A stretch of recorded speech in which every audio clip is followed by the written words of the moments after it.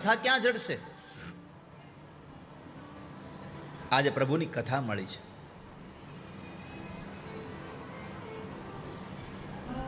કથાનું સ્થળ ક્યાં રાખવું? બદ્રી વિશાલમાં મળ્યા હતા ઉપર. અંતે નક્કી થયું આપણે ગંગાના એક કિનારામાં આનંદ નામના તટ ઉપર કથા કરીએ, જ્ઞાન યજ્ઞનો પ્રારંભ કરીએ. આનંદ નામના તટ ઉપર ગંગા દ્વાર સમીપે તું તટમાનંદ નામક. આનંદ નામનો જે તટ છે એના ઉપર આપણે કથા કરીએ. ભલે આ આનંદ નામના તટ આપણને બધાને સંકેત કર્યો છે કે તમે જ્યારે કથામાં બેઠા હો ત્યારે તમારું મન આનંદથી ભરેલું રાખજો, તમારું ચિત્ત પ્રસન્ન રાખજો, અને કથા હંમેશા પ્રસન્ન ચિત્તે જ સંભળાય.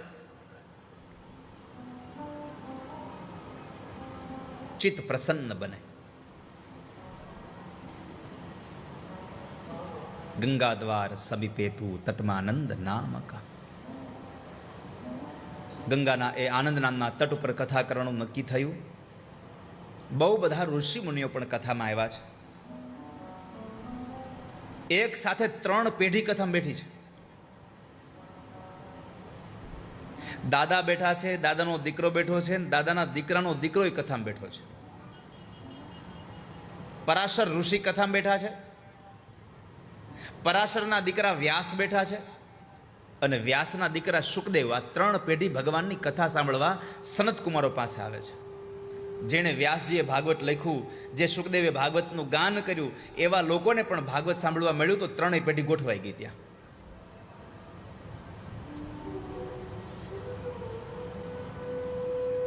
બધા જ સંતો ઋષિ મુનિઓ પોતાના પરિવાર સાથે ભગવાનની કથા સાંભળવા માટે આવ્યા છે. અને ભગવાનની કથા આપણે સદાયના માટે સેવવા લાયક છે. સદા સેવ્યા શ્રીમદ ભાગવતી કથા યસ્યાહ શ્રવણ માત્રેણ હરિશ્ચિત્તમ શ્રમાશ્રયેત. કેવલ પ્રભુની કથા સાંભળવાથી આપણું ચિત્ત ભગવાનમય બને છે. એટલા માટે પ્રભુની કથાનું સેવન કરો. સદા સેવ્યા. જેમ આ શરીરમાં કઈ બીમારી આવે અને પછી નિત્ય તમે દવા લ્યો છો, એમ જો આ નિત્ય કથાનું સેવન કરશો ને તો ભવરોગમાંથી મટી જશો. તમે ભવરોગ છૂટી જશે તમારા. માટે કથા સાંભળો. સદા સેવ્યા. સેવવાને લાયક કશું હોય તો એ ભાગવતની કથા છે, પ્રભુની કથા છે.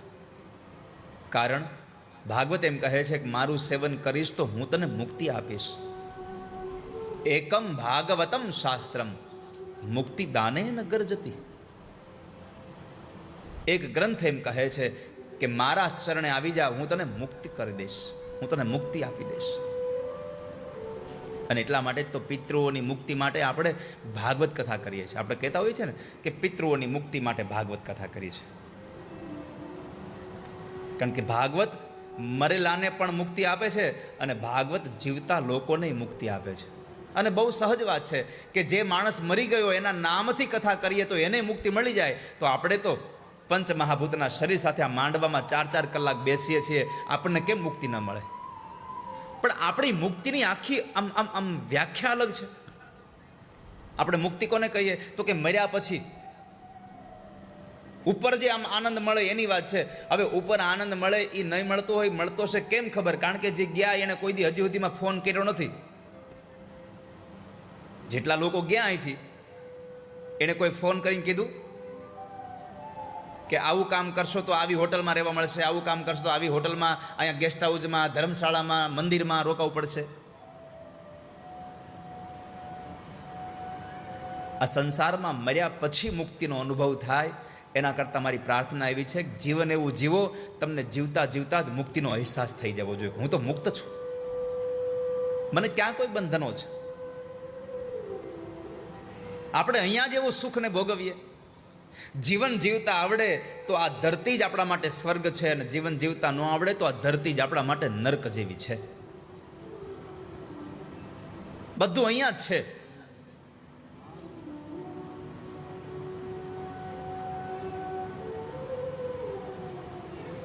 ભાગવત ગર્જના કરે છે, મારા શરણે આવી જા, હું તને મુક્ત બનાવી દઈશ, હું તને મોક્ષ આપી દઈશ. અને એ ભાગવતનો પ્રારંભ ગંગાના ઘાટ ઉપર કથા પ્રારંભ થઈ.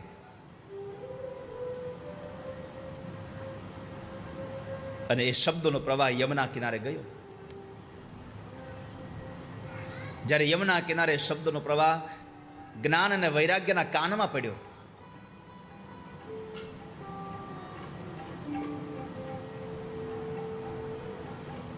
જ્ઞાન અને વૈરાગ્ય બંને જણા જાગૃત થયા છે. યમુનામાં સ્નાન કર્યું, તરુણ બન્યા છે.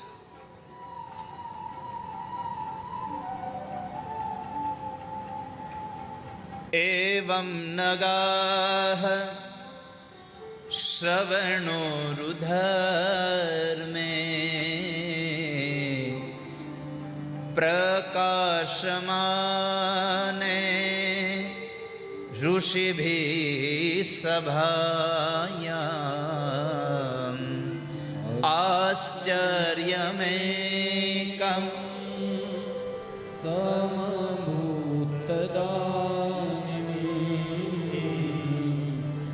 તદુચ્યતે સં શૃણુષો નકતમ. તદુચ્યતે, જેવા સત્સંગના શબ્દો કાનમાં ગયા તો માણસ જાગી ગયો. અને સત્સંગ જગાડે છે, ઉઠાડતો નથી.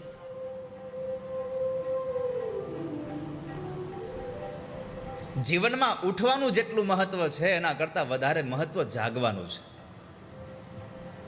સ્વામી વિવેકાનંદ જેમ લખે છે, ઉઠો પછી જાગો. આ બે હરખું નથી. ઉઠો, જાગો, ધ્યેય પ્રાપ્તિ સુધી માંડ્યા રહો. તમારો ધ્યેય છે એ સમાપન કરી દો.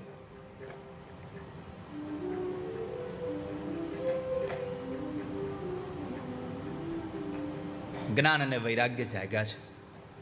પ્રભુની કૃપા થઈ. પ્રભુની કૃપા 5 જગ્યાએ ઉતરે છે આપણા જીવનમાં.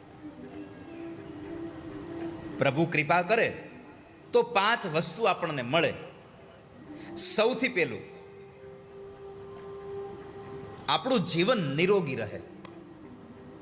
સમજવું આ પ્રભુની કૃપા થઈ આપણા ઉપર.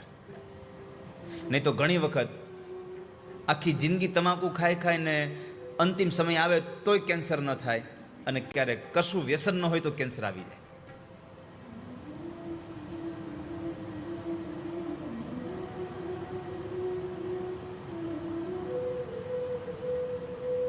પણ આ કેન્સરની વાત આવી તો મને યાદ આવી ગયું. સંસારમાં મારે પ્રાર્થના એટલી કરવી છે આજે આ દાદલ પરિવારની કથાથી, કે પરમાત્માએ ખાવા પીવાના બહુ બધા સારા સારા પદાર્થો આપ્યા છે. વ્યસન કરી તમે તમારું અને તમારા પરિવારનું અહિત ન કરશો ક્યારે.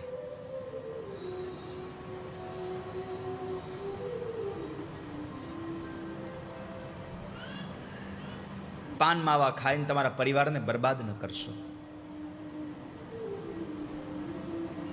બની શકે તો આ કથામાં તમારા સુરાપુરાને રાજી કરવા માટે બીજું કાંઈ કરો કે ન કરો, પણ બની શકે તો એટલું કરજો કે અહીંયાથી જતા પહેલા વ્યસન છોડીને જાજો,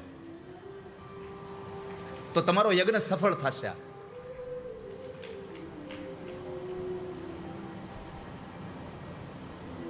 યજ્ઞ સફળ કરવો હોય તો આવા સદ વિચારો કરીએ. પણ કરુણા એ છે કે એક દીકરો એના બાપુજીને કેન્સર થયું, દવાખાને લઈ ગયો. નામ નહીં આપો, સત્ય ઘટના છે. છોકરો એના બાપુજીને કેન્સર થયું, દવાખાને લઈ ગયો. ત્યાં કીમો ચાલતા હતા. અંદર બાપુજીને કીમો અપાતો હતો. આ બધું જોવે છે. બાપુજીનું અહીંથી આ જડબું કાઢી નાખવું પડ્યું છે. હાવ મોઢું આમ વિચિત્ર ભાઈતનું થઈ ગયું છે. અને તોય પાછો પોતે બહાર લોબીમાં ઊભો ઊભો માવો છોડતો હતો. બોલો હવે આને કોણ સમજાવશે? સામે જુએ છે કે મારા બાપને આ દશા થઈ, આટલી યાતનાઓ થાય છે, આટલી પીડાઓ થાય છે, અને છતાંય માણસ પોતે પાછો એની રૂમની બહાર ઊભો ઊભો મસાલો ખાય છે. આજે મારી કરબદ્ધ પ્રાર્થના છે આપ સૌને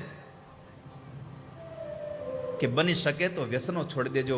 કદાચ વડીલોએ પોતાની જિંદગી વ્યસનોમાં કાઢી, પણ નવયુવાનોને મારી પ્રાર્થના છે આ કથાના માધ્યમે કે તમે જો વ્યસન કરતા હો તો વ્યસન છોડજો, કારણ આ વ્યસન તમારા પરિવારને બરબાદ કરી નાખે છે. અને આ દુનિયામાં તમારી જરૂર બીજા કોઈને હોય કે ન હોય, તમારા પરિવારને તમારી જરૂર છે. અને જો તમે તમારા પરિવારનું નહીં વિચારો તો આ સંસારમાં પછી તમારો ભરોસો કેમ કરવો? કારણ કે જે પોતાના પરિવારનો ન થાય એ બીજાનો ક્યાંથી થાય? માટે મારી પ્રાર્થના છે, બની શકે તો વ્યસન છોડી દેજો. પ્રભુની કૃપાના 5 ક્ષેત્રો, એમાં સૌથી પહેલું આપણું શરીર નિરોગી રહે એ પ્રભુ કૃપા છે. બીજું, સારા માણસનો સંગ થાય તો સમજવું મને પ્રભુની કૃપા થઈ છે. નહીં તો સંગે હારા માણસોનો થાય નહીં જડ દઈ. તમને સારો માણસ જિંદગીમાં મિત્રતા માટે મળે તો સમજવું આ પ્રભુએ કૃપા કરી આજે મારા ઉપર. ત્રીજું સ્થાન છે ધનની પ્રાપ્તિ. પ્રભુની કૃપા થાય તો ધન પ્રાપ્ત થાય. બાકી ઘણા લોકો કહેતા હોય મહેનત કરો એટલે બધું રેડી જ થઈ જાય, તો આપણી કરતા તો 100 ગણી મહેનત ખેતરમાં મજૂરો કરે છે, છતાંય સંપત્તિવાન ન થયા, ધનવાન ન થયા. કેમ?